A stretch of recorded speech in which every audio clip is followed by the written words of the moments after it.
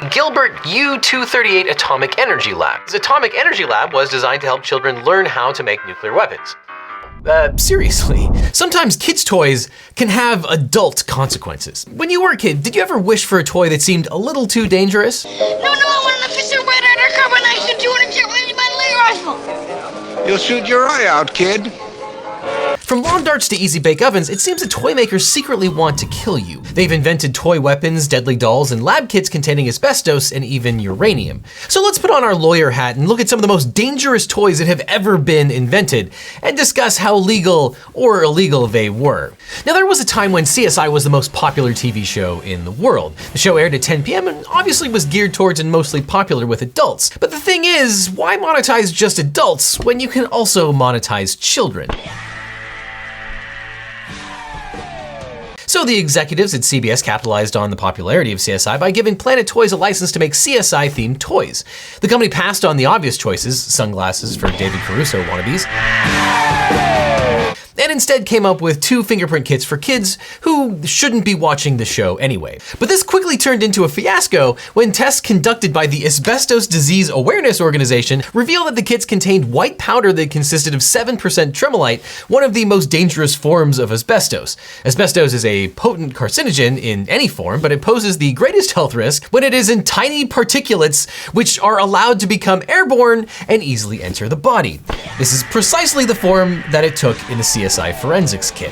When confronted with the test results, Planet Toys told retailers to stop sales of the CSI exam kit. However, the company refused to stop selling the CSI lab kit, which contained the same fingerprint powder, and it refused to voluntarily recall either of the products. As you might have guessed, this didn't end well for Planet Toys, which filed for Chapter 7 bankruptcy in 2009, declaring liabilities of at least $10 million. Chapter 7 bankruptcy is the kind of bankruptcy where there's no reorganization or managing of debts. The company just gives up. A good idea to quit while you're ahead instead of losing a bunch of money and seeing the mesotheliomic consequences of your actions 40 years down the line. And not surprisingly, CBS later settled a class action lawsuit brought by the people who had purchased those kits. Now that takes us to the swing wing. A brand new transgram fun thing. It's a what? It's a swing wing. The swing wing was invented by an out-of-work chiropractor. No, that's not a joke. Now, how do you think your neck would feel after 5 minutes of this motion? Look at this kid go. This toy consists of a ribbon with weighted balls attached to it, which fits around a child's head, kind of like a cranial weed whacker. Now, I can't imagine what could go wrong with a rope that's being swung around a child's neck. Look, elephants and monkeys enjoy watching kids use it, which is an unorthodox way to market a toy. Also, maybe those elephants and monkeys are just hungry and waiting for kids to commit their own sort of Darwin Award. Not surprisingly, the swing wing was pulled from shelves because many kids who played with the toy suffered cerebral hemorrhages and neck injuries. Who would have predicted that whipping your head back and forth with weighted balls would be bad for you? Now, the best-selling toy for boys in 1964 was the Johnny 7 One-Man Army. Your squad is ready for you to lead them through with Johnny 7, the one-man army gun. Released during the Cold War, this toy had everything kids needed to survive their own Red Dawn, including a grenade launcher, an anti-armor gun, an anti-tank rocket, an anti-bunker missile, a Tommy gun, and a semi-automatic pistol that fired caps, with a rifle with 12 bullets. When fully deployed, this toy was 3 feet long and weighed 4 pounds. 4 pounds of pure military-grade testosterone. Detective Gorin demonstrated all 7 weapons on an episode of Law & Order Criminal Intent. 7 weapons in one. Grenade launcher, anti-tank rocket, armor-piercing shell, anti-bunker missile, machine gun, repeater rifle, cap gun. I definitely want one. Also, I support military interventionism now. That's weird. But this toy is legendary. Captain Kangaroo banned ads for the Johnny 7 One-Man Army from his show because he didn't want to promote violence. That, of course, just made it even cooler, and it's become a kind of holy grail for toy collectors. It can even be yours for the low, low price of $450 on eBay with $60 for shipping. Freedom made free, baby. So, is it illegal to sell a toy like this? Well, generally not. The 1970s, consumer advocates petitioned the US Consumer Product Safety Commission to regulate or ban toy guns. The federal government considered it for years, but eventually agreed to allow toy makers to create their own list of voluntary standards. These standards focus on warning labels and clear instructions, but leave the design of the toys largely up to the manufacturer. Today, there's just one federal law regulating toy guns, 15 USC section 5001, which requires toy guns to have have a blaze orange plug on the muzzle to distinguish toy guns from the real thing. This law was passed in 1986 and it applies retroactively to all toys manufactured, designed, and produced since 1898. However, the law does not stop the end user from modifying the weapon. So today, the Johnny 7 one-man army would be illegal unless they painted the muzzle orange. But don't come crying to me if the police shoot your children as a result. I'm just kidding. The police will shoot your children anyway. And that takes us from guns to vegetables. Developed in 1978 by Xavier Roberts, Cabbage Patch Kids dolls were all the rage in the 1980s and came in many variations. Hasbro bought the rights to the brand and started producing a line of Cabbage Patch Kids with various functions. Enter 1995's Snack Time Kids, a munching and chewing doll, which sounds like a nightmare, and for hundreds or thousands of kids, it probably did inspire a few nightmares. As you can see, the dolls had moving mouths and let kids feed these fat dolls with plastic snacks. After the kids fed the doll, the food was deposited into a backpack. Obviously, this has all the hallmarks of a bad idea. What kid would stop with the plastic French fries and gum, and why not try feeding the dolls real food? If parents weren't paying attention and any food got stuck, the food just stayed there until it rotted. But that wasn't the biggest problem with these dolls. The biggest problem was that these Snack Time Cabbage Patch Kids had a taste for human flesh, or at least hair. And the bigger problem was that the doll didn't have an on or an off switch.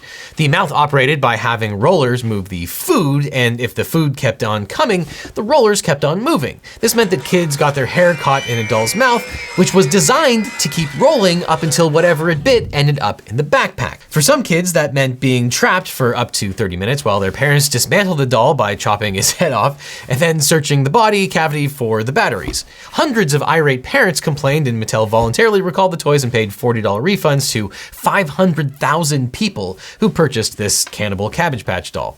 That takes us to Sky Dancers. Sky Dancers look innocent enough. These are dolls that can fly. They're flying! Fly for me, just for me, Sky Dancers dance for me. Wow, they really fly! Just pull the string and watch them soar like helicopters. Children love them, and they were popular enough to stay on the market from 1994 until the turn of the century, when the US government declared them too dangerous. The US Consumer Product Safety Commission is charged with protecting the public from unreasonable risks of injury or death associated with the use of thousands of types of consumer products. And according to the CPSC, Sky Dancers had a propensity to fly and go in unpredictable directions, causing all kinds of harm. And in fact, when I was a kid, I busted open my lip with a similar product. Why? Because when you pull the string, you naturally put your face directly in front of the spinning death helicopters. And the hard plastic that was used for the wings could do some real damage. And the toy company received 170 reports that the dolls were striking children and adults, resulting in 150 reports of injuries. Injuries reported included eye injuries, including scratched corneas and incidents of temporary blindness, broken teeth, mild concussion, a broken rib, and facial lacerations that required stitches. But all's well that ends well when the CPSC ordered a recall of 8.9 million Sky Dancers. Now, one of the best ways to aggravate parents is to sell a toy that is both noisy and dangerous. And that's just what toy makers achieved with clackers, a kid version of bolas, a weapon that Argentinian gauchos used to hunt. The new original Miracle Clackers won't shatter, even if you use both hands. Try stereo clacking with Unbreakable Miracle Clackers. Bolas are a throwing weapon made of weights on the end of interconnected cords. In fact, the only real difference between clackers and the deadly bolas is that clackers are shorter and not made of wood. Just like Attorney Tom. Someday you'll be a real boy. Now, rather than throwing them at animals to tangle up their legs, kids were supposed to swing the clackers until they made an ear-splitting noise. What could possibly go wrong? Well, they violate LegalEagle's rule number 1 for kids' toys.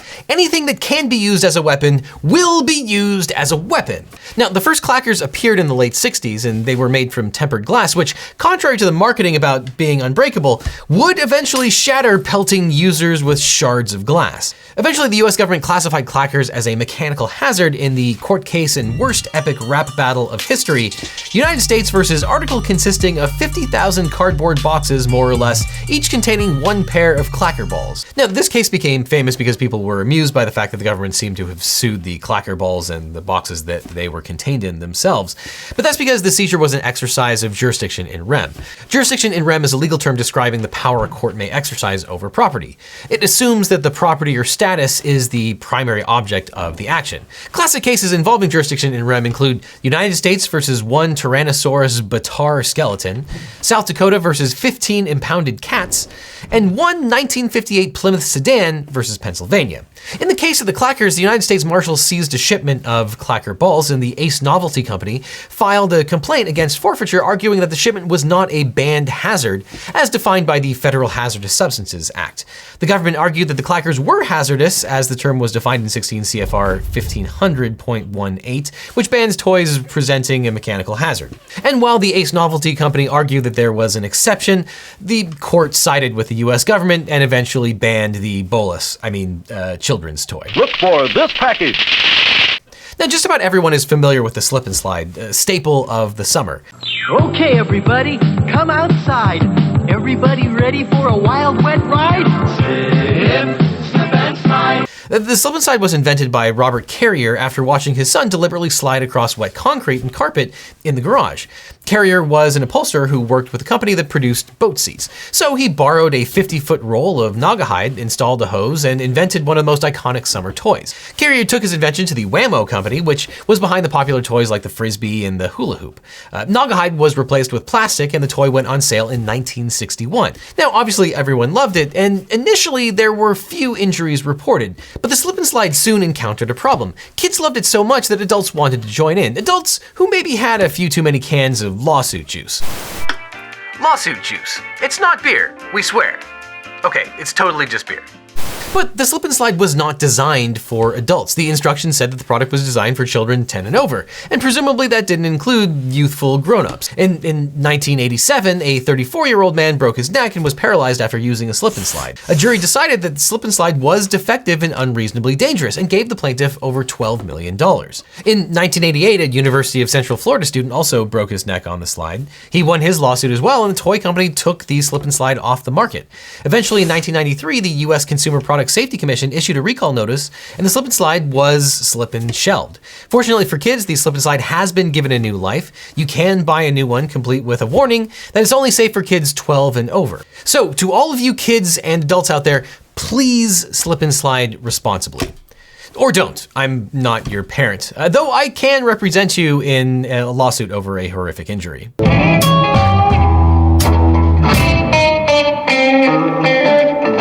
Now, if these toys aren't scary enough for you, then you might be interested in the Gilbert U-238 Atomic Energy Lab. This set was created by Alfred Carlton Gilbert, who was also the inventor of the Erector set. His Atomic Energy Lab was designed to help children learn how to make nuclear weapons.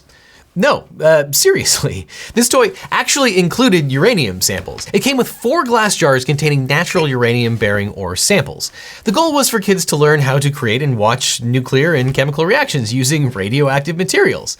Obviously, how else are you gonna do it?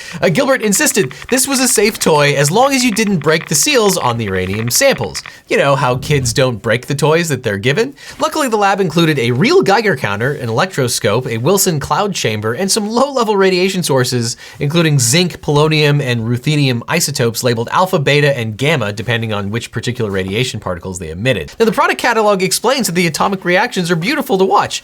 They're particularly beautiful once you've had the kit long enough to grow a third eyeball. And despite the hype, this toy never caught on and fewer than 5,000 kits were ever sold. It cost $47 in the 1950s, which was the equivalent of at least $550 today. Now, the Atomic Energy Lab was meant to make kids smarter, but it would have only resulted in kids getting a third arm. But one non-radioactive way for kids and adults to actually learn about mathematics and science is through today's sponsor, Brilliant. Brilliant is an online learning platform for STEM that replaces lecture videos with hands-on interactive lessons. Brilliant is for curious learners, both young and old, professional and inexperienced. You can quickly learn to ace your high school exams, college math courses, or just learn stuff that you always wanted to learn.